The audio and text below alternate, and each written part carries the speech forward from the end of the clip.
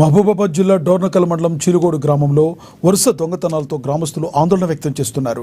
మంద రామారావు, మంద నరసింహారావు ఇంట్లో చోరీ జరిగిన ఘటన మరొక ముందే మంద గోపయ్య ఇంట్లో చోరీకి పాల్పడ్డారు. ఇంట్లో ఉన్న బీరువాను పగలగొట్టి బంగారం, 10 తులాల వెండి, 50,000 రూపాయల డబ్బును దొంగిలించారని బాధితుడు గోపయ్య తీవ్ర ఆవేదన వ్యక్తం చేశాడు.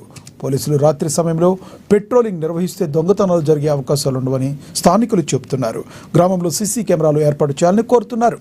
2 రోజుల వ్యవధిలో 3 దొంగతనాలు జరగడంతో చిలుకోడు గ్రామస్తులు ఆందోళన వ్యక్తం చేస్తున్నారు.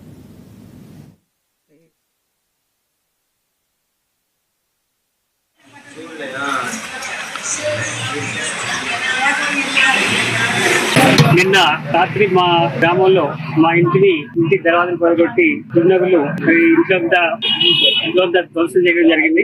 అదే కాకుండా మా అన్నయ్య మంద నరసింహరావు ఇంటిని కూడా ధ్వంసం చేయడం జరిగింది. ఈ రోజు అదే మా కజిన్ బ్రదర్ మంద గోపయ్య ఇంటిని కూడా ధ్వంసం చేయ తలుపులు మొత్తం బద్దలు కొట్టి ఇంట్లో ఉన్న సామాన్లు, తర్వాత డబ్బులు, తర్వాత బంగారాన్ని దొంగిలించడం జరిగింది. మరి దీనిపై చర్యలు తీసుకోవాలని మరి డోర్నకల్ మండల సిఐ గారిని కోరుతున్నాం. అంతేకాకుండా చిలుకోడు గ్రామంలో ఈ సీసీ కెమెరాలు పెట్టి దీన్ని నివారించాలి. తర్వాత దాంతో పాటు లైట్లు ఇవన్నీ పెట్టించాలి. వీటితో పాటు పోలీసులు దృష్టికి తీసుకొచ్చేది ఏంటంటే రాత్రి పూట పెట్రోలింగ్ చేస్తే దీనికి నివారించడానికి అవకాశం ఉంటుంది.